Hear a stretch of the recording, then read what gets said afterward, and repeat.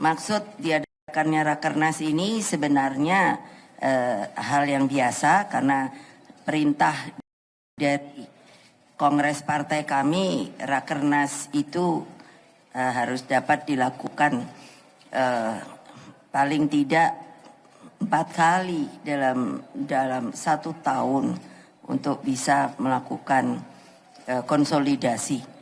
Dan tentunya pada kali ini Rakernas ini juga jadi sangat penting karena kami sedang bekerja di dalam rangka konsolidasi partai dari paling tinggi, jajaran paling tinggi sampai ke anak ranting untuk nanti mulai memproses hal-hal untuk pemilu 2023. Dengan demikian maka kami berharap juga dari media akan selalu mengikuti dan dapat menyampaikan berita-beritanya itu sesuai dengan kode etik jurnalistik untuk tetap menjaga supaya suasananya kondusif dan tetap menjaga persatuan bangsa dan negara. Demikian sementara yang saya sampaikan. Terima kasih. Wassalamualaikum warahmatullahi wabarakatuh.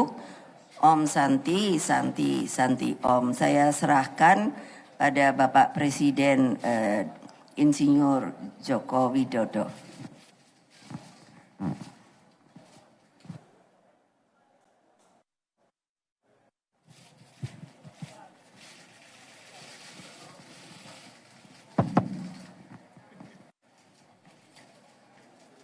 Ya, tadi saya di Rakernas PDI Perjuangan menyampaikan mengenai tantangan-tantangan yang dihadapi oleh negara kita, utamanya dalam kesulitan global yang sudah sering saya sampaikan, baik yang berkaitan dengan krisis pangan, krisis energi, krisis keuangan, dan adanya perang. Saya kira tantangan-tantangan seperti itu harus kita ketahui bersama sehingga PDI Perjuangan bisa mendesain sebuah rencana besar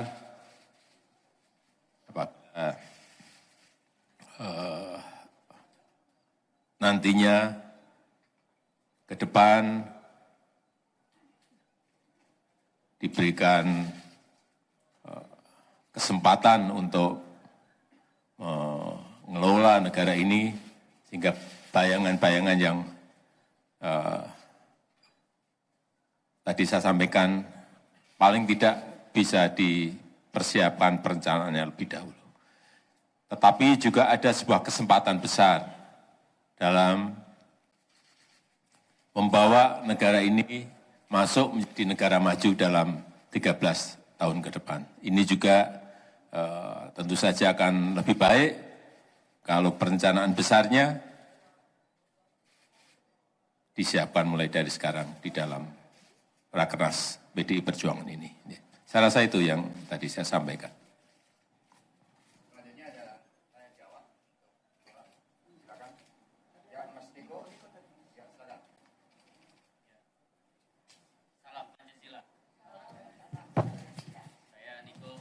Harian Kompas, Bu. Ini Rakernas, anak terlantar. Dan sini kan membahas bagaimana kemiskinan ini bisa ditekan. Apakah ini juga menjadi bagian dari visi misi dari Mas Ganjar sendiri, Bu, untuk mengentaskan kemiskinan? Ini realistis gitu Pak Presiden untuk pengentasan kemiskinan ekstrim ini, karena Pak Penas juga kemarin menyampaikan ini naik gitu dan agak sulit capai soal pengentasan kemiskinan itu. Lalu soal kedua pada Pak Presiden, saat ini sedang dibahas mengenai kemarin itu Pak Menhan Prabowo Subianto mengusulkan proposal perdamaian, Pak. Nah itu usulan itu kan jadi kontroversi. Bagaimana Pak Presiden melihat ini? Apakah usulan itu menjadi memang kebijakan Pak Presiden untuk memberikan proposal perdamaian itu. Lalu Pak Presiden dikit lagi Pak, wejangan untuk Mas Ganjar seperti apa? Apakah Bapak kan soal Uni Eropa tuh agak keras gitu ya Pak, soal jangan takut kalau digugat, lalu juga soal hilirisasi. Seperti apa kepemimpinan yang Bapak kasih wejangan ke Mas Ganjar? Terima kasih.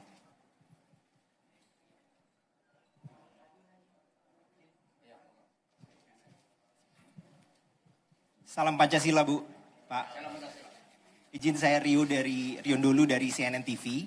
Izin bertanya kepada Pak Jokowi dulu. Ada 2 pertanyaan, lalu ke Ibu ada 1 pertanyaan.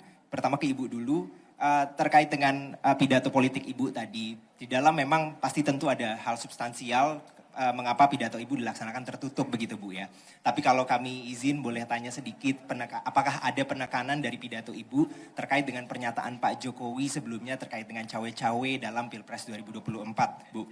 Apakah ada penekanan kepada Pak Jokowi untuk tegak lurus terhadap perintah Ibu untuk mendukung Pak Ganjar Pranowo dalam Pilpres? Lalu yang kedua kepada Pak Jokowi, Pak, foto Bapak itu kan dipakai oleh capres tertentu di beberapa baliho. Apakah itu sudah seizin dengan Pak Jokowi dan apakah itu merepresentasikan Pak Jokowi mendukung capres tersebut? Dan yang terakhir, ada suara dari parpol non pemerintah soal tekanan kepada parpol oposisi. Salah satunya adalah Partai Demokrat terkait dengan peninjauan kembali di MA oleh kubu Muldoko, Pak. Apakah benar ada intervensi pemerintah, Pak? Karena ada tuduhan bahwa Pak Jokowi sengaja diam soal itu. Bagaimana Pak tanggapannya? Terima kasih Bu, Pak. Satu lagi biar sekalian.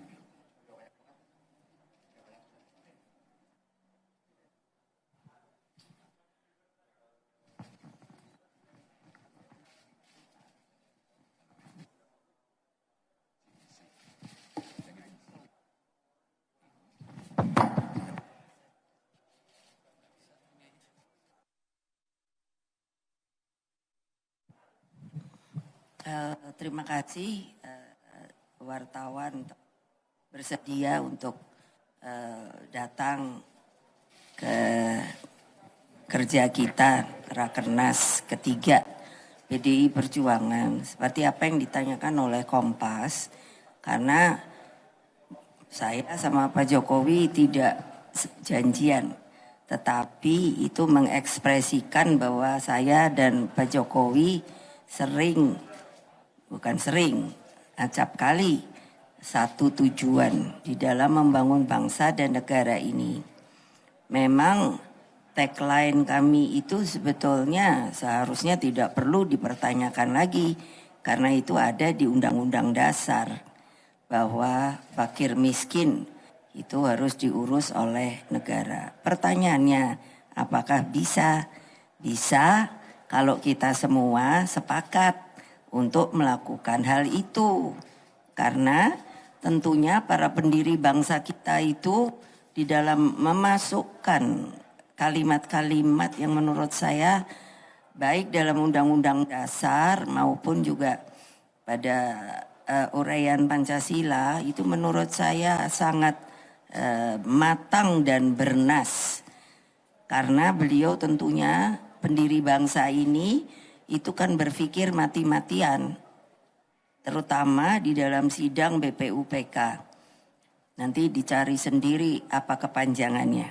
Lalu dengan demikian maka yang diperlukan memang persatuan. Kalau kita semua persatuan itu bukan fisik saja, tetapi juga jiwa. Kalau kita mau maju, saya sangat yakin seluruh rakyat mendukung. Apa yang akan dilakukan dari kata-kata itu akan sangat benar dan sebenarnya mudah untuk dilakukan. Karena apa? Karena negara kita ini kaya sekali, tetapi potensi-potensi yang ada belum sepenuhnya secara maksimal itu diangkat dan dijalankan. Kalau kita lihat kerja Pak Jokowi itu dari Pak Jokowi 1 sampai Pak Jokowi 2 itu kan kelihatan sekali. Jadi kalau ada orang sepertinya menutup mata mengatakan bahwa kerja Pak Jokowi itu membuat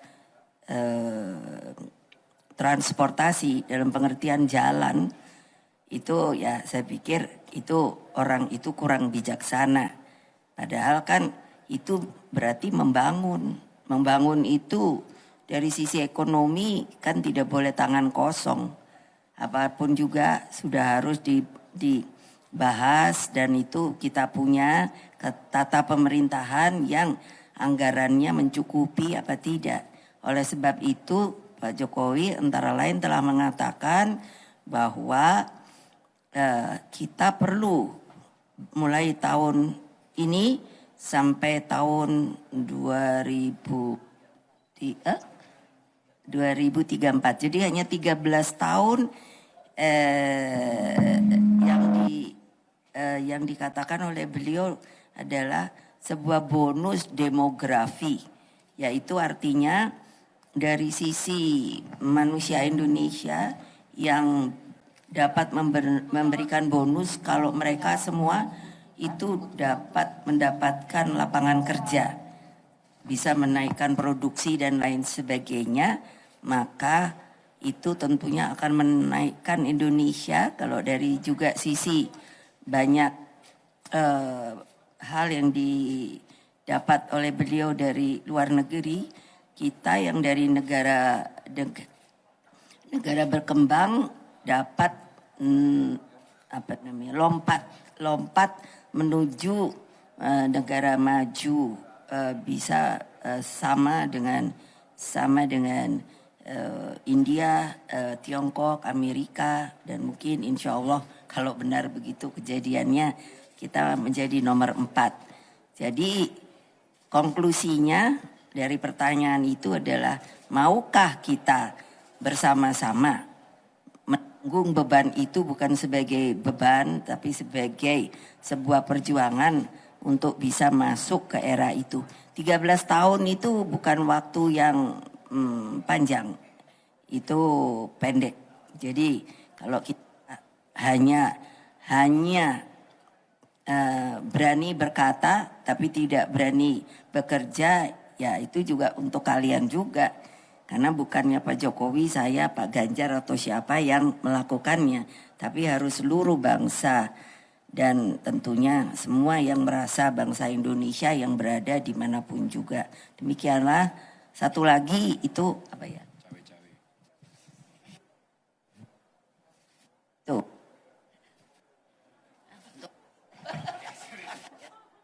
Saya, Pak.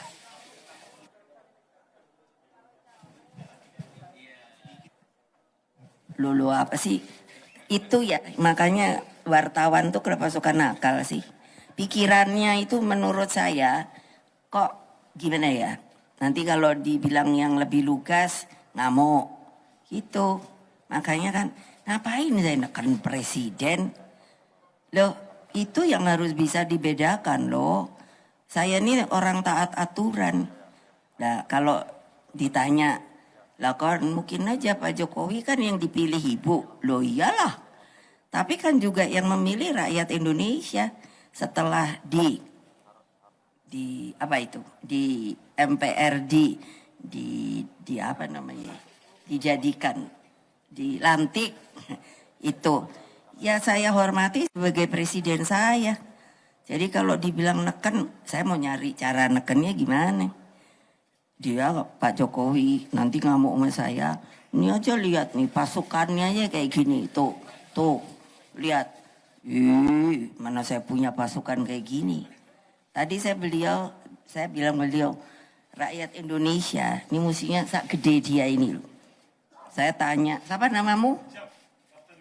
Nah tuh udah kapten suaranya gitu. Udah gitu tingginya 185. Aduh saya lemes, saya bilang sama beliau, Pak stunting, Pak. Jadi apa saya nekan? Nah terima kasih.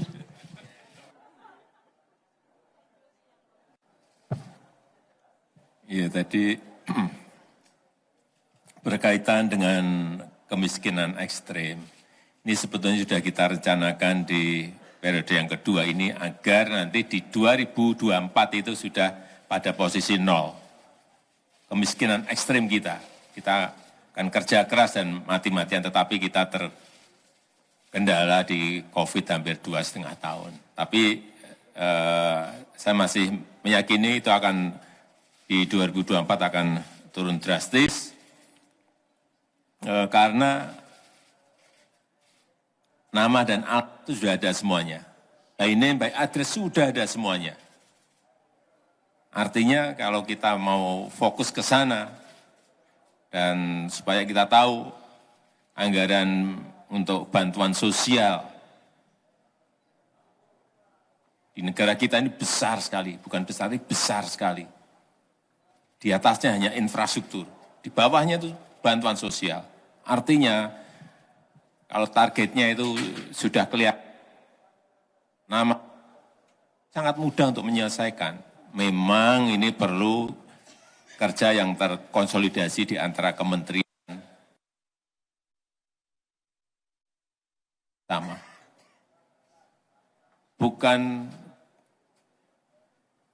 barang yang sulit tetapi memang perlu konsolidasi dan perlu waktu.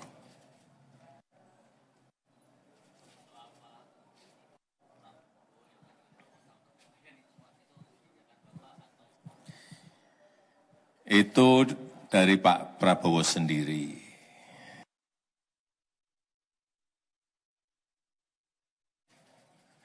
Nanti mungkin hari ini atau besok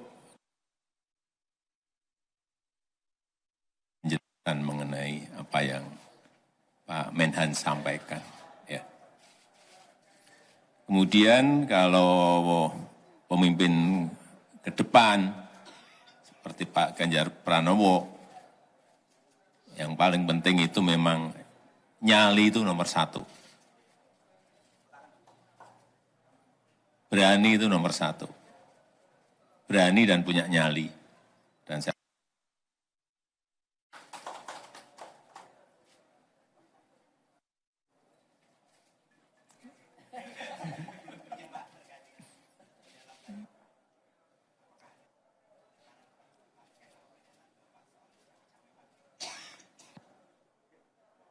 cawe-cawe itu sudah saya sampaikan bahwa cawe-cawe itu saya sampaikan bahwa menjadi kewajiban moral, menjadi tanggung jawab moral saya sebagai presiden dalam masa transisi kepemimpinan nasional di 2024, ya harus menjaga agar isi kepemimpinan nasional serentak, Pilpres, itu bisa berjalan dengan baik tanpa ada riak-riak yang membahayakan negara dan bangsa. Masa riak-riak yang membahayakan negara dan bangsa saya disuruh diem? Enggak lah. Ya.